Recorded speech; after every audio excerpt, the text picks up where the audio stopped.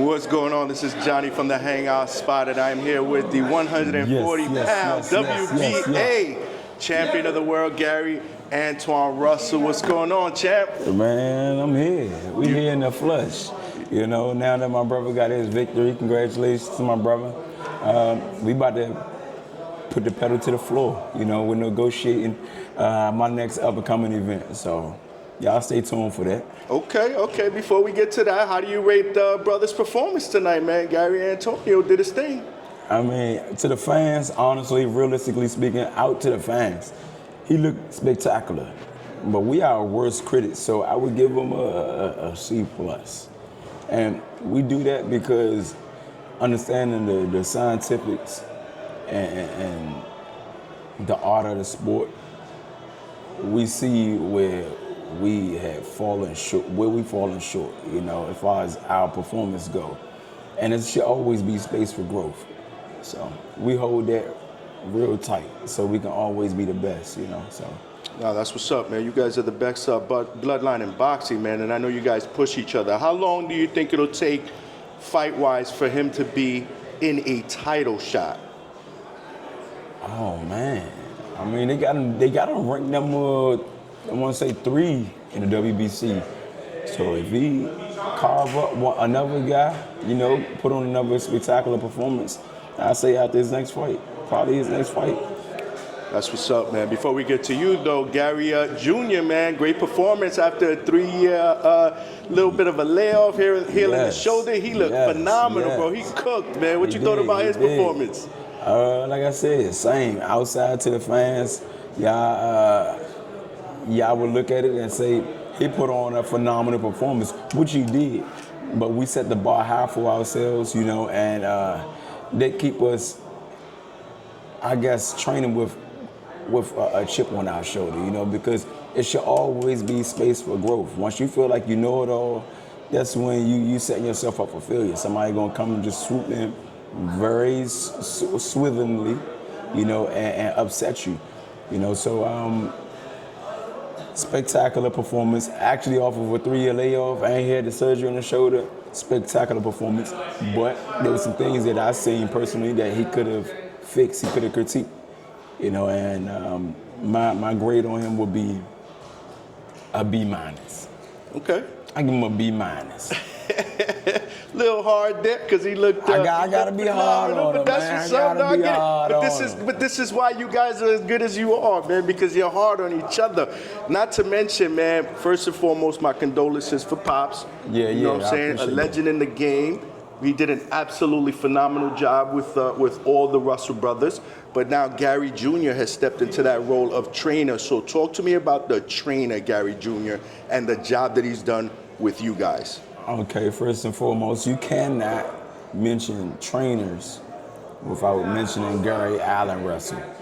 Because my other brother, Gary Allen Russell, is right there by his side. Very true. And they both collectively, you know, dialed in when it comes to us being right and what we need to be. Making sure that all of the cylinders are firing, you know, how they're supposed to fire. And it's a change for me because I'm used to my father being the main voice. And if my brothers was to scream out the same instructions, of course I would listen. You know, as far as a comfort zone barrier versus having someone in my corner that I don't know, that I gotta get used to knowing and getting used to getting comfortable with, you know, trusting their instructions with blind faith. I don't have that because I got my brothers. But knowing the fact that my father isn't there, and I always looked at even the oldest brother as a student, not the head coach, that transition for me was, I wouldn't say somewhat too difficult, but it was a little challenge, you know, and I had to get over that. But I got over that hump, and he's there for me through and through, both of them, you know. I know he got the eyes because my father would induce into all of us, to the rest of my brothers, as far as the intellect about the sport. So we know what not to do and what to do, you know, how to adjust and make changes on the fly and et.c. But the comfort zone of having a head coach, you know, which is your father, you know, that hits hard for that not to be there no more. We always looked at my father as kind of like the main component of our machinery. And nowadays he's not there anymore. It's like we gotta rig the machinery almost, you know, but we're really not rigging it. We're just picking up the pieces and we're moving forward. My father prepared us to do so. You know, so I'm grateful for that, and I thank my father for giving us all of the intelligence and the teachings that he then gave us. You know, so that's what I got to say to that. But my brother, he's a phenomenal trainer, and he's definitely filling that slot very well. He wearing it very well. Absolutely, man. And God bless Pops. I know he's looking down on you, and he's extremely proud that you guys just keep moving forward, man. You know, for him and his legacy. So shout out to him as well. But let's get to you now. Phenomenal. Listen, I know you're hard with the grading, but come on, give me that grade against Rayo, man, because you cooked them. You cooked them. Let me get an A. Let me get an A. Can I get an A? You're not the first one that said that. So before I get my grading, man, I gotta take my hat off to Rayo, man, because he was game, man. He was very game, you know. And like I said, I'm looking to be undisputed. I want to unify, get all of the titles. At that point, I can then say I am the best at 140. Not this person got the title, this person got the title, this person got the title, and all of us screaming, "Oh, now we the best." Like, no, there's only one best. You're one of the best. I want to be the best at 140. So that's my whole goal, you know. And Rayo Venezuela, he had enough courage to take on a challenge. He had enough courage to show his heart that he really cared about the uprising of the sport. And he took the risk, you know. He took the risk and said, "Yeah, I'll fight him. He's in line. He's up next to fight me. I'll fight him. You know, I'm gonna give him the opportunity." Keyword, he gave me the opportunity because he didn't have to. He could have just stepped aside, and they probably would have stripped him of a title or whatever. He would have had to wait until another opponent came around. But he didn't. He gave me the opportunity. So I take my hat off to Rayo for that. And now my grading, I would say a B minus. Oh, I gotta say a B minus. Here we go. I gotta say a B. A B plus. A B plus. I'll give you an A. How about that? I mean, listen, you came off a tough split decision loss, a close fight to Alberto Puello, and then you came back and cooked this dude, man. That's an A. Man. I really beat that guy. Yeah, man, but it's okay. Yeah. It's okay.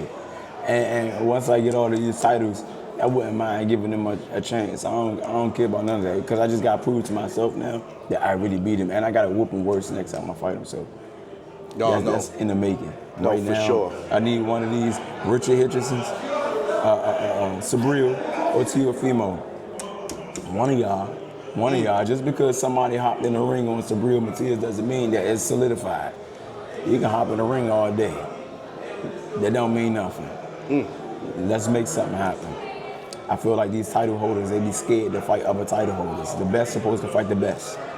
Absolutely. You know? And 140 pounds, there's shark-infested waters in there, man. There's a lot of sharks in there. And I'm trying to take them in deep waters. Let's go. Let's do it. So that was going to be my last question. If you had to pick your next three opponents, but you just said it, Richardson, Matias, or Teo.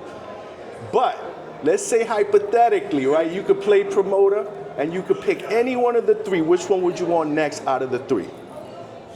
Give me Richard Hitcherson. Stop playing. Give me I would do it just like that. Give me Richard Hitcherson first. Give me Richard. I wouldn't mind finishing the year getting another title. Why not? Do we expect to see you back in the ring before the year is out? When do you expect to make a formal announcement on your next fight? Honestly, we was actually collectively waiting for this fight that took place today to be over and done with so we can focus in on the negotiations and etc. dealing with my next up and coming fight, like I said before. And that will be the plan. You know, I want to get something going right now before the end of the year is over. Why not? Listen, I'm not too far out of shape. I never stay too far out of shape. Y'all know how I come. I come underweight, damn near 35 almost. So I'm always ready to go. But we got to do the negotiations first. And then we will be able to go ahead and let the news be known. That's what's up, champ. What do you want to say to your fans, man? Yesterday is history. Tomorrow is a mystery, so we must live in the present. Y'all stay tuned to me, man. Hopefully I can get one of these shots before the end of the year is up, just for y'all, and I guarantee you the show be spectacular. I'm gonna give y'all an A+ fight one day. I guarantee you, from my judgment, I guarantee y'all. I guarantee y'all. I think you gave us one already in your last performance, but that's what's up. That's what's up. Listen, I am here with the junior welterweight champion of the world, the WBO champion, Gary Antuanne Russell, man. Listen, I appreciate it, champ. Can't wait till your next fight. Man. You know I'm always rocking with you here at the Hangout. Pleasure's mine, man. Thank you for getting me. You got it, man.